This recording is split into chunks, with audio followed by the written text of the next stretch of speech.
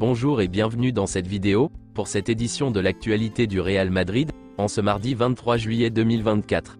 Si t'es nouveau sur la chaîne, n'hésite pas à t'abonner et d'activer la cloche de notification pour recevoir une notification dès que je publierai une nouvelle vidéo, et mets aussi un j'aime et un commentaire pour le référencement, et ainsi me soutenir. Merci, et commençons.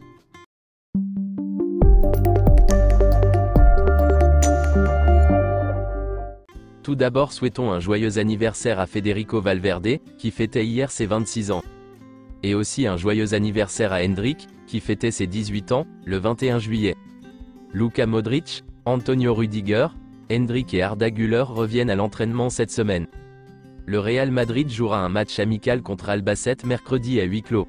Il se déroulera à Valdebeba. C'est officiel, le Real Madrid a dévoilé hier le maillot extérieur de cette saison.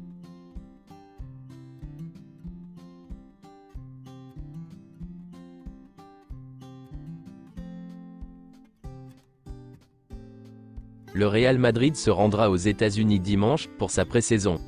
Le 31 juillet contre l'AC Milan, le 3 août contre le Barça, et le 6 août contre Chelsea. Via un communiqué officiel, le Real Madrid annonce que mercredi, le 24 juillet, à 13 h, un événement institutionnel en l'honneur et en guise d'adieu à notre capitaine Nacho Fernandez aura lieu au Real Madrid City, en présence de notre président Florentino Pérez. Selon Mario Cortegana, la cérémonie d'adieu de Nacho ne sera pas accessible aux médias. Il n'y aura pas de conférence de presse. Elle se déroulera en présence de certains de ses coéquipiers du Real Madrid, et de Carlo Ancelotti. Dani Carvajal recevra un hommage dans sa ville natale de Leganés, pour avoir remporté l'Euro. La célébration du but de Vinicius Junior contre Dortmund en finale de la Ligue des Champions a été ajoutée à FC 25. Des sources du Real Madrid et d'Adidas affirment que l'impact commercial de Kylian Mbappé a dépassé de loin tout ce qui avait été fait auparavant. Endrick veut s'adapter au Real Madrid le plus rapidement possible, aussi bien sur le terrain qu'en dehors. Il a demandé des conseils à Vinicius Junior, mais aussi à Rodrigo. Voici quelques déclarations de Karim Benzema. Le Real Madrid est toujours la meilleure équipe du monde. Les joueurs partent, d'autres arrivent, mais le Real Madrid sera toujours au sommet. La finale de la Ligue des Champions à Wembley? La joie. Le Real Madrid est mon équipe, et je serai toujours à côté du Real Madrid et de mes coéquipiers. C'est logique.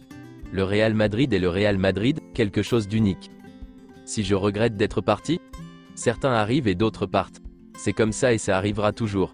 C'était le moment. Bien sûr, je regarde en arrière et j'éprouve de la joie. Vinicius Junior mérite le ballon d'or. C'est un footballeur complet. Vinicius peut gagner un match tout seul, bien sûr avec l'aide de ses coéquipiers, mais il est très bon quand le Real Madrid a besoin de lui, et c'est pourquoi je pense qu'il mérite le ballon d'or. Il est toujours présent, c'est donc le meilleur candidat pour moi. Je savais que tôt ou tard Kylian Mbappé jouerait pour le Real Madrid. J'ai toujours pensé cela, et c'est ce qui s'est passé. C'est un grand joueur. Selon AS, l'avenir d'Andri Lunin penche vers une sortie. Les tensions entre le Real Madrid et Jorge Mendes éloignent l'avenir de Lunin du club. Selon Fabrizio Romano, Al Ittihad voulait signer Kepa, mais ils ont compris qu'il attendait le Real Madrid. Les proches de Kepa pensent que le Real Madrid laissera partir Lunin.